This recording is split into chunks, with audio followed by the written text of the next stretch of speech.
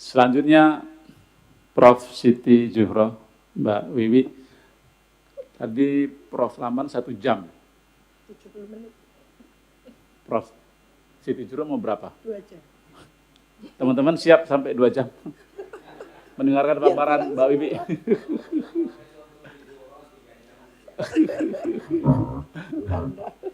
Supaya kita dibilang fair dan tadi berasa Prof. Ramlan kan kita udah free nih, tapi harus fair kata Prof. Ramlan kan. Apa perlu 1 jam juga? 1 jam? Ya, sesuai itu aja. 15 menit ya kalau itu? Oh, 15 menit ya, oke. Monggo Mbak Wiwi, Prof. Siti Zuhro. Lebih sedikit nggak apa-apa kan. Terima kasih banyak Mas Zulfikar. Bismillahirrahmanirrahim. Assalamualaikum warahmatullahi wabarakatuh. Selamat siang, salam sejahtera bagi kita semua. Terima kasih yang saya hormati pimpinan Komisi 2. Ini sudah tinggal 3. Tadi ada 4. 5 ya. Dan saya melihat bapak-bapak dewan yang saya hormati, banggakan, sebelah kiri, hilang 1, tumbuh 1000, oke. Luar biasa, tapi melihat wajah-wajahnya tidak terlalu ceria tadi itu, karena kita mendengarkan tadi itu tausiah dari suhu kita, Prof. Ramlan, yang langsung menukik pada jantungnya demokrasi, pada partai politik gitu ya, tanpa teding aling-aling. Luar biasa tadi itu. Dan tidak saja partai politik, beliau juga membahas tentang bagaimana pendaftaran partai politik, district magnitude ya, metode konversi suara, dan menurut saya hampir habis topiknya. Topik-topik krusial, isu-isu krusial yang dimintakan oleh Komisi 2 nyaris dibabat habis. Jadi tugas saya selesai.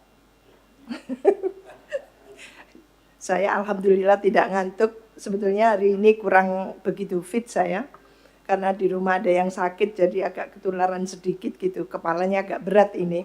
Jadi berusaha yang alhamdulillah. Terima kasih Prof. sudah memberikan materi dengan top markotop. Bapak Ibu yang saya hormati, ini saya tidak sebut satu-satu ya, karena kenal semua ini. Bapak-bapak terkenal semua ini yang ada di sini. Saya mengambil dimensi lain dari apa yang disampaikan oleh Prof. Ramlan Serbakti tadi itu. Nawaitu dari Komisi 2 ini jelas pembenahan, perbaikan gitu ya. Perbaikan yang saya terjemahkan sebagai satu perbaikan yang substantif tentunya, tidak lip service gitu ya. Karena kalau saya hitung sekarang ini 2026, menuju 2045 tinggal 19 tahun. Tadi Prof. Ramlan sudah wanti-wanti, bisa jadi saya nggak mengikuti lagi gitu kan. Berarti kan waktu kita semakin sempit untuk menuju 19 tahun yang katanya Indonesia itu 100 tahun. Saya nggak mengatakan emas, takutnya meleset jadi perunggu. Jadi biarlah kalau nanti jadi emas bagus gitu ya. Tapi yang jelas prakondisi kita membangun demokrasi kita sejak saat ini meskipun agak terlambat harus kita mulai. Di Komisi 2 ini harapan sangat besar Bapak Ibu sekalian yang saya hormati. Ini kita face to face sekarang ini. Betul-betul kita berharap banyak gitu ya. Bekerjalah untuk rakyat Bapak Ibu gitu ya. Ini untuk merepresentasikan. Jadi perbaikan pemilu dan kualitas demokrasi Indonesia ini betul-betul nanti diarahkan untuk memperkuat sistem presidensial, desentralisasi dan otonomi daerah di Indonesia. Jangan sampai otonomi daerahnya almarhum gitu ya. Kasihan, karena memang daerah-daerah itu patut mandiri dan tidak boleh sangat tergantung kepada pusat. Itu masalahnya. Jadi ini yang kita harapkan. Skip saja, lanjut. Tentu kita duduk bersama di sini sedang membahas secara serius gitu ya. Karena setelah keputusan dari Mahkamah Konstitusi gitu ya, yang harapannya atau mungkin asumsi dari Mahkamah Konstitusi itu kalau dipisah itu akan lebih bagus gitu. Asumsi ya, belum terbukti, masih asumsi gitu. Jadi kalau dipisah apalagi DPRD-nya diturunkan serentak dengan pilkadanya, dengan pemilihan kepala daerah, maksudnya itu ya. Karena ada yang sensi gitu, kalau saya bilang pilkada, jangan pilkada, pemilu lokal, ada lagi. Ya maksudnya pemilihan kepala daerah kan gitu ya. Jadi nggak usah hal yang seperti itu sensi gitu kan, nggak usah gitu. Nah ini yang juga akan menjadi pertimbangan serius kan, ketika kami melakukan satu kajian ke 8 provinsi gitu.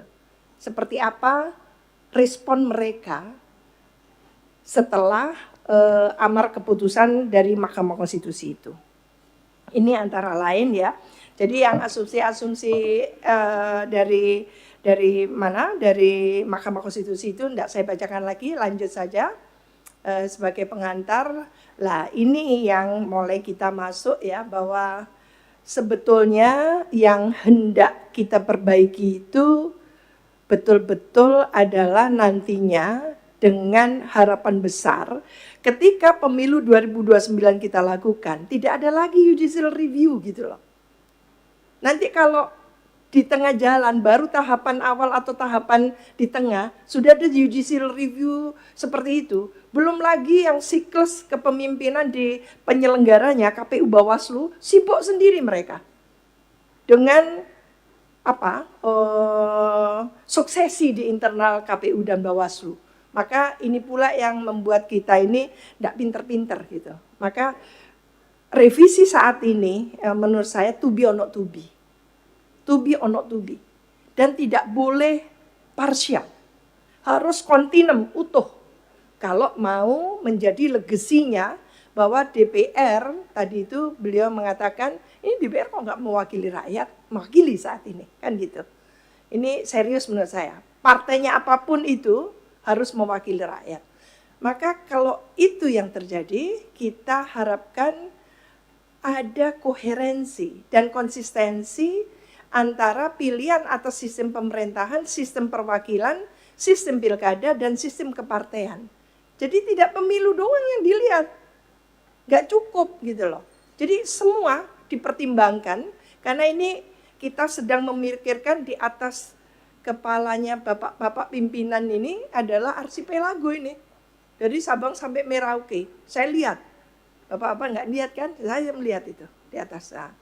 Kita sedang merumuskan itu, bukan merumuskan Australia atau negara lain, tapi NKRI yang arsipelago yang unik ini.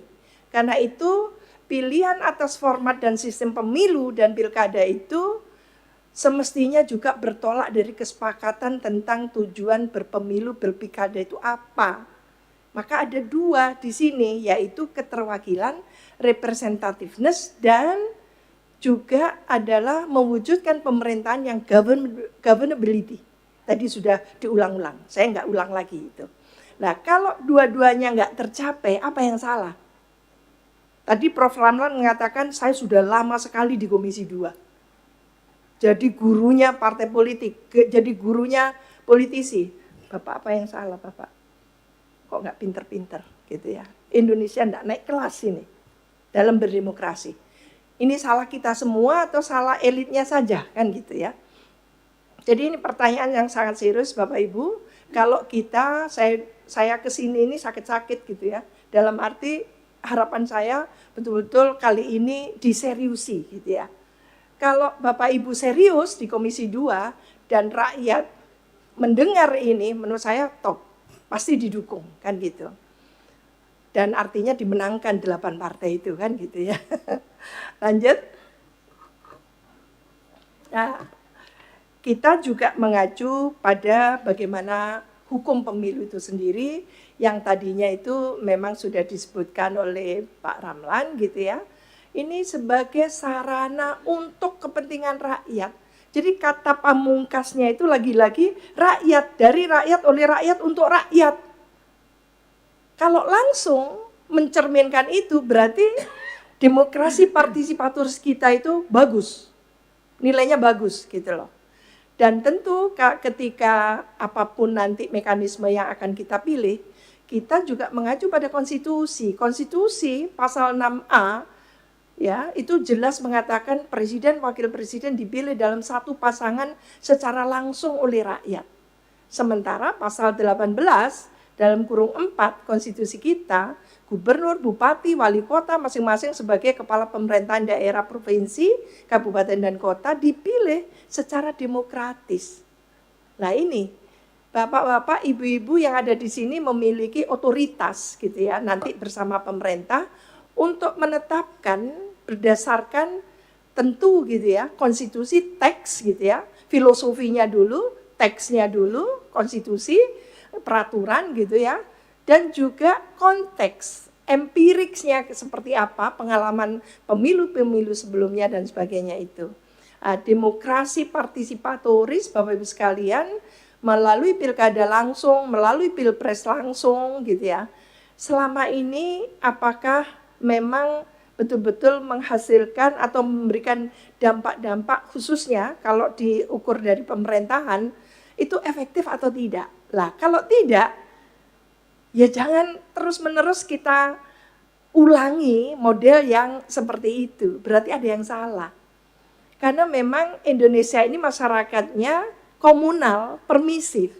Jadi kita harus belajar sosiologi politik juga, antropologi politik juga gitu loh. Memahami bahwa masyarakat Indonesia itu juga tidak bisa dipaksa-paksa dengan rentang waktu pendidikan yang tidak seluruhnya adalah perguruan tinggi, baru di level SMP sebagian besar kantong rentang waktu pendidikan masyarakat Indonesia, maka kita ya harusnya sabar untuk melakukan tadi itu, voter education empty, kosong, tidak dilakukan karena tidak ada dana. Maka apa yang bisa kita harapkan dari kata langsung, direct demokrasi melalui pemilu langsung tadi itu, kalau piranti yang harus dipenuhi itu tidak terjadi. Itu. Maka ini menurut saya tahapan pemilu pilkada harus substantif. Jadi jangan pokoknya menang, menghalalkan semua cara, itu sudah harus di-end up, terlalu membodohi itu.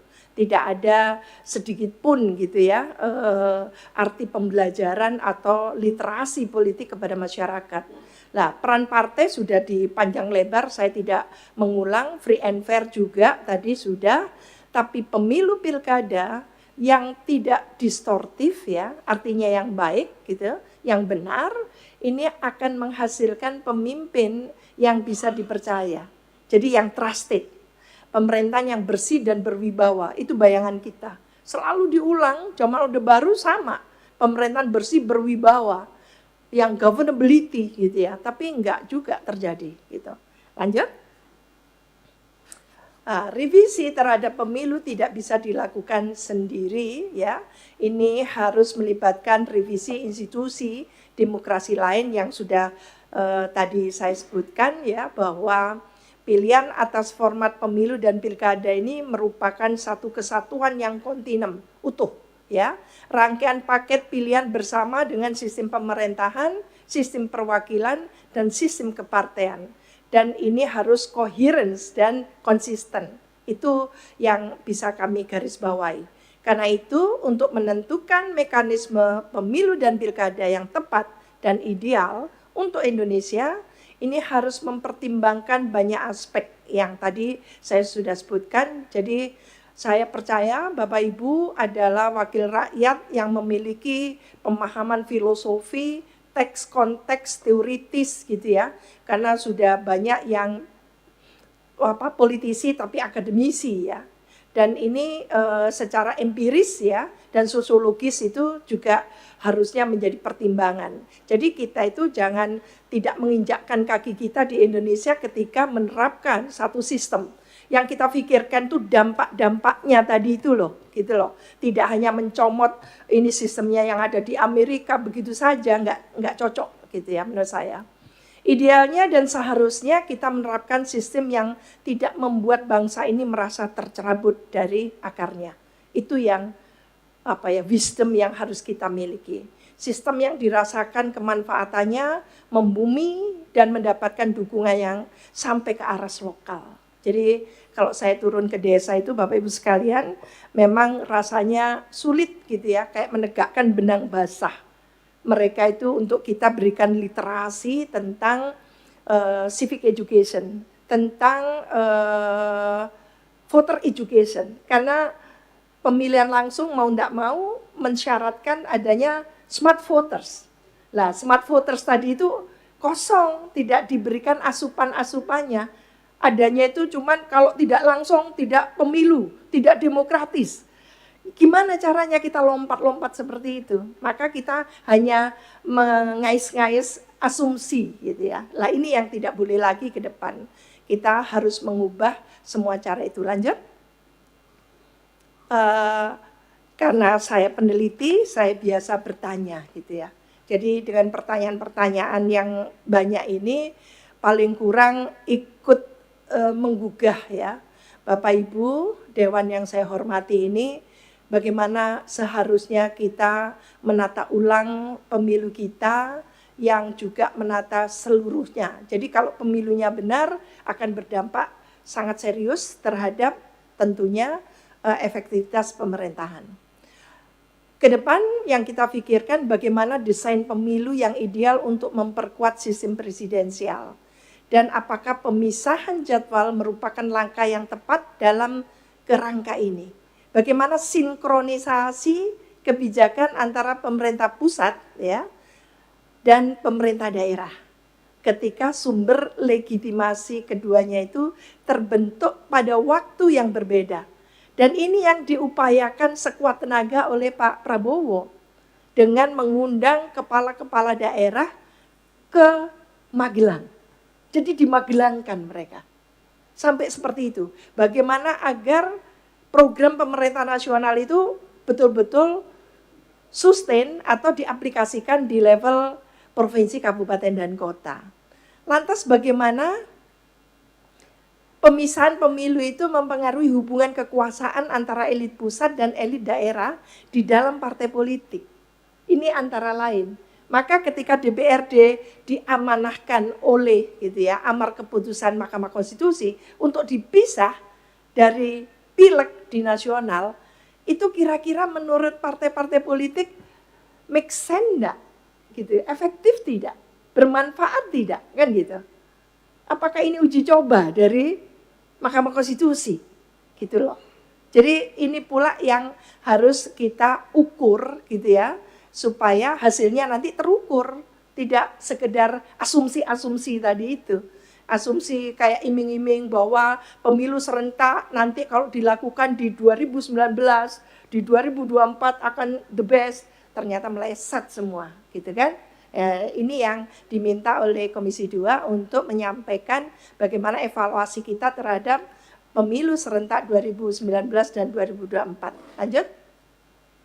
Lantas bagaimana partai menyiapkan mekanisme kaderisasi yang tetap sinkron antara pusat dan daerah ketika ritme politik keduanya berjalan tidak serentak. Ini kan pekerjaan rumah bagi partai politik yang luar biasa. Juga bagaimana model alternatif skema atau format pilkada yang tepat bagi demokrasi lokal. Ya, bagi demokrasi lokal ini penting karena terkait dengan pelaksanaan desentralisasi yang menjanjikan terbentuknya pemerintah daerah yang stabil, sinergis, dan efektif. Desain atau mekanisme dan praktek pilkada seperti apa yang dampak positifnya terhadap daerah, masyarakat, dan keutuhan negara serta persatuan Indonesia itu lebih baik. Jadi jangan sampai kita menjalankan demokrasi, dampaknya itu sangat negatif terhadap keutuhan negara bangsa. Nah ini yang juga tidak menguntungkan atau merugikan, sangat minus bagi tentunya kesinambungan kedaulatan NKRI. Lanjut. Juga ketika disebutkan ini termasuk temuan empirik dan what's next gitu ya, bahwa pemilu serentak 2019 dan 2024 itu tadi itu sudah disebutkan menimbulkan kompleksitas dan tumpang tindih isu nasional dan lokal. Maka muncullah Mahkamah Konstitusi, keputusannya itu 135 itu, gitu ya. Itu yang dilakukan. Dan apakah pemisahan jadwal ini akan membuka ruang untuk meninjau ulang desain pemilu guna memperkuat presidensialisme, desentralisasi, dan otonomi daerah. Masalahnya bagaimana menatanya? Ini kan, menata agar semua formulasi yang akan dihasilkan oleh Bapak Ibu di DPR ini bisa betul-betul matching dengan tentu tujuan nasional kita, khususnya memperkuat sistem presidensialisme kita dan juga kebijakan desentralisasi. Karena itu koreksi desain diperlukan untuk meningkatkan kualitas demokrasi dan tata kelola pemerintahan. Dan perlu juga simulasi dan sosialisasi sehingga hasil koreksi desain bisa dipertanggungjawabkan dan akurat untuk diimplementasikan. Jadi ini antara lain, lanjut aja. Lantas model pemilu dan pilkada seperti apa yang berkesesuaian dengan Indonesia dan daerah-daerah di Indonesia. Ini kita mencoba menakar ya model pemilu dan pilkada. Serentak nasional dan lokal dalam tahun yang sama akan seperti apa? Nanti terakhir kita punya opsi beberapa, silakan nanti. Serentak lokal dengan jeda waktu dari pemilu nasional, pilkada asimetri berdasarkan kapasitas daerah, atau dipilih secara tidak langsung melalui DPRD dengan DPRD yang peraturannya di adendum. Itu. Kriteria model yang diterapkan dinilai ideal bila mengacu pada kesesuaian presidensialisme, desentralisasi dan otonomi daerah, dan juga mempertimbangkan stabilitas, biaya politik, akuntabilitas tata kelola daerah, kualitas pemilu dan pilkada, kapasitas masyarakat. Ini yang sangat kita perlukan. Ini hasil penelitian Bapak Ibu sekalian. Lanjut. Lah, ini lanjutan ya. Apakah desain pilkada yang akan datang perlu diseragamkan atau sesuai dengan kapasitas daerah? Model pilkada apa saja yang layak dipertimbangkan untuk konteks Indonesia ke depan dan sejauh mana model ini kompatibel dengan tujuan penguatan sistem presidensialisme dan penyelenggaraan otonomi daerah. Dari model itu, apa keuntungan politik dan pemerintahan yang dapat diperoleh? Serta resiko apa yang mungkin muncul bagi stabilitas politik, koalisi partai, dan tata kelola pemerintahan daerah. Lanjut. Nah, ini juga kita mempertimbangkan beberapa hal gitu. Apa kompromi atau konsekuensi yang tidak terhindarkan jika model tersebut diterapkan dalam konteks politik Indonesia saat ini, termasuk potensi kerugian atau distorsi yang mungkin timbul. Apa saja syarat minimum agar sebuah daerah layak menyelenggarakan pilkada langsung? Nah, apakah semua daerah harus diperlakukan sama atau perlu dikelompokkan berdasarkan kapasitas? Contoh, fiskal tinggi, sedang, kurang, gitu ya. Birokrasinya seperti apa? Tentang tingkat pelayanan yang berkualitasnya bagaimana? Lah, apakah termasuk oke, sangat bagus, sedang atau kurang? Demikian juga stabilitas sosial, ancaman kohesivitas sosial tinggi atau sedang atau kurang. Jadi semua itu kita perhatikan. Tentu data-data sudah sangat banyak dimiliki oleh Komisi 2. Nanti tinggal bisa dibantu, kita bisa bantu bagaimana membuat naskah akademik dan sebagainya. Lanjut. Ini menakar model pemilu dan pilkada masih ya. Jadi pemilu nasional tahun 2029 nanti itu serentak nasional untuk pileg dan pilpres. Untuk di tahun yang sama. Pileg dan pilpres dilakukan tahun 2029 tapi tidak serentak yang kedua. Itu seperti itu. Lantas pilkadanya di tahun 2031. Pilkadanya asimetri berdasarkan kapasitas daerah. Dipilih secara tidak langsung via DPRD dengan perbaikan peraturan atau adendum dan juga bisa pilkada langsung. Jadi terserah saja.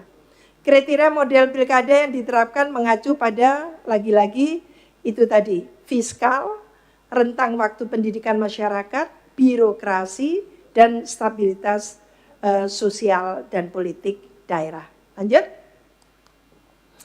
Ini saya memang lebih menekankan juga tidak hanya pemilu nasional, tapi juga pilkada ya, karena Bapak Ibu kita memiliki 545 ya, 38 provinsi, 415 kabupaten, dan selebihnya 93 ya kalau tidak salah, itu adalah kota. Jadi banyak, belum lagi desa, 75.000 desa gitu ya. Jadi kita berpikirnya ini harus membangun Indonesia dari daerah, bukan membangun Indonesia dari Jakarta, tapi dari daerah.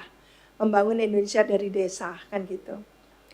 Ini perbedaan ya, kita melihat bagaimana perbedaan efisiensi, adaptif, variatif, dan lokalitasnya. Pilkada asimetri berangkat dari pengakuan atas perbedaan kapasitas fiskal, administratif, dan sosial politik antar daerah.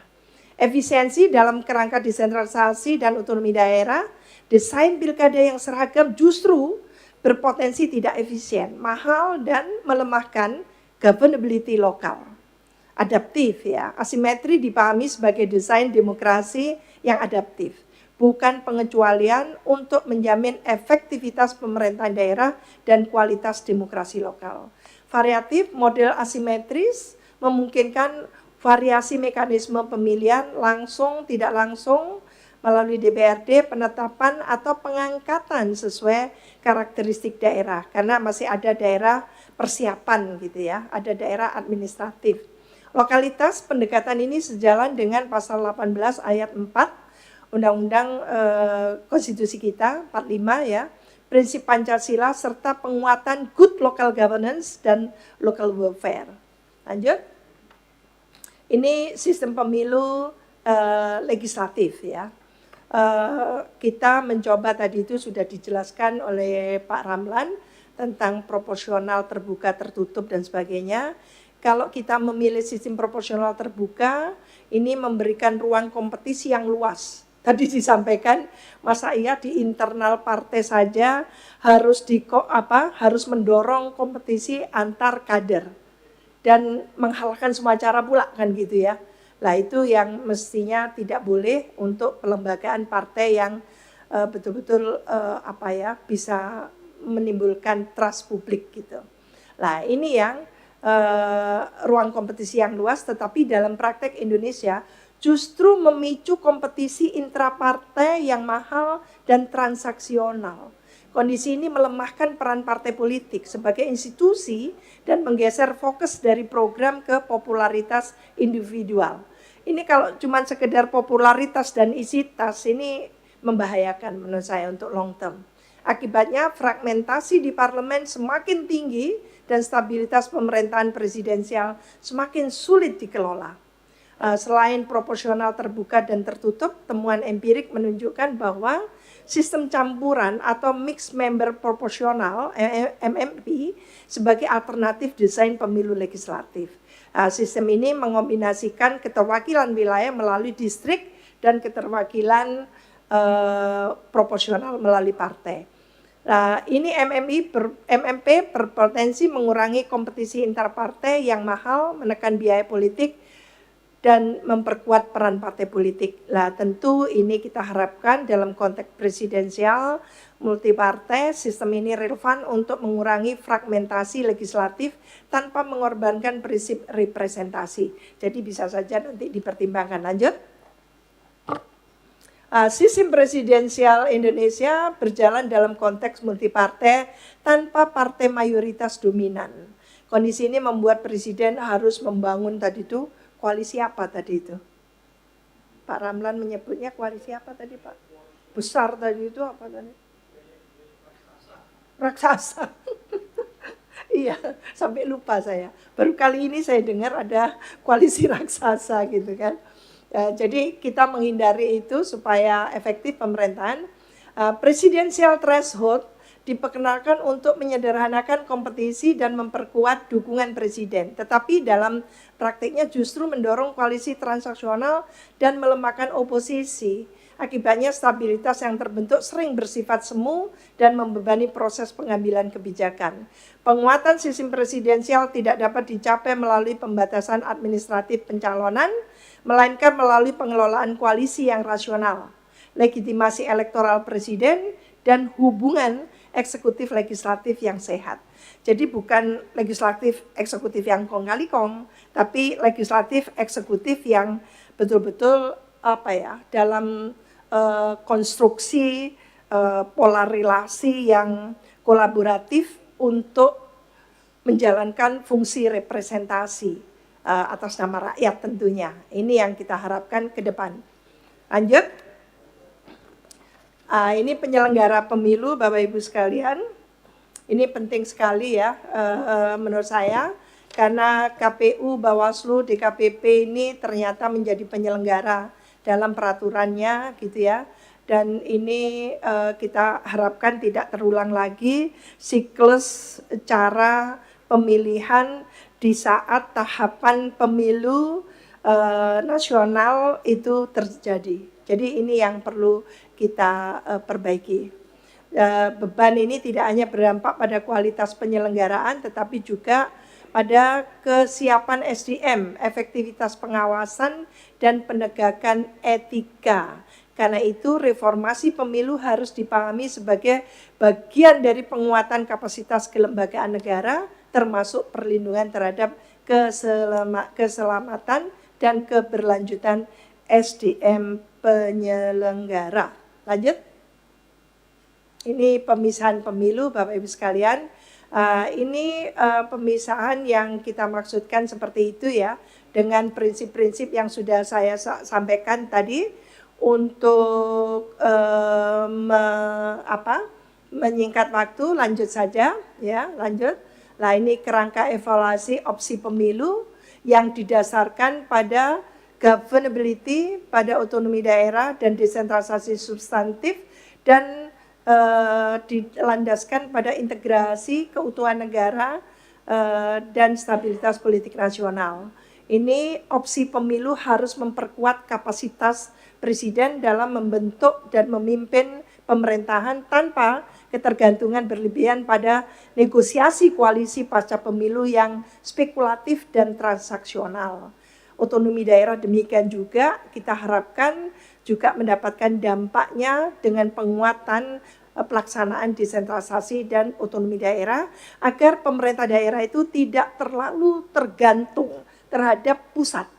Kita melihat waktu penelitian 3 tahun berturut-turut daerah perbatasan, itu volume ketergantungan daerah perbatasan terhadap pusat luar biasa. Apa yang terjadi?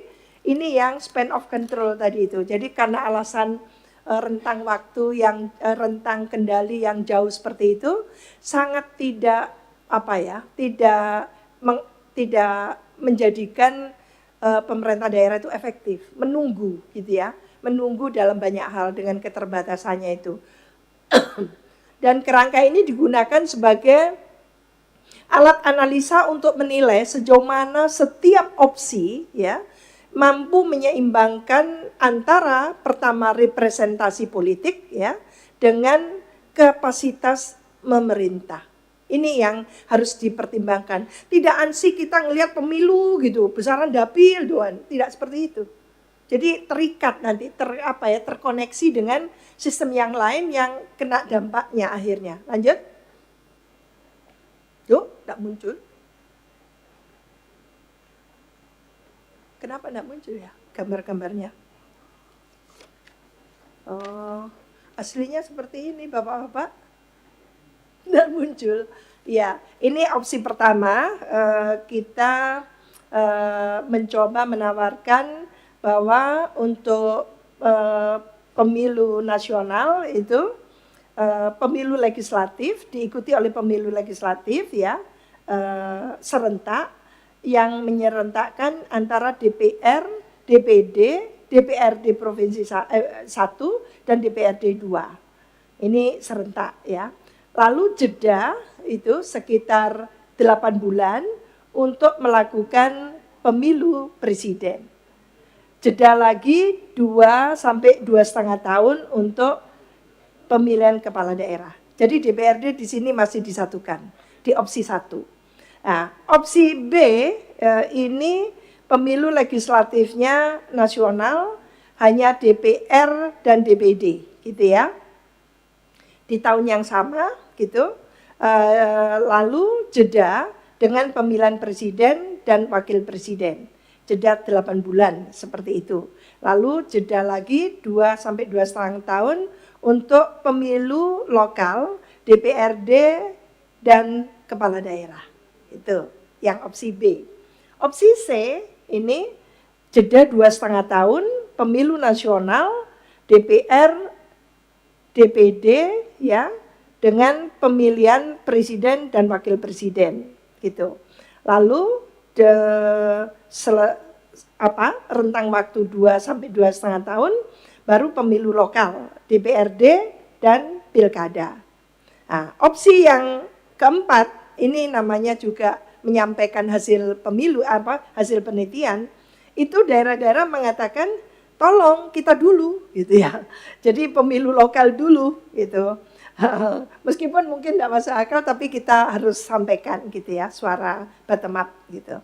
Baru jeda 2,5 tahun pemilu nasional yang diikuti oleh DPR, DPD dan seterusnya. Nah, dalam hal ini mungkin opsi A ya, ini yang paling secara empirik dan memang konteks Indonesia itu lebih suitable. Itu kesimpulan dari ini ya. Dan selanjutnya adalah sebetulnya tentang DPRD. Terima kasih. Wassalamualaikum warahmatullahi wabarakatuh. Waalaikumsalam warahmatullahi wabarakatuh. Terima kasih Prof. Siti Zuhro.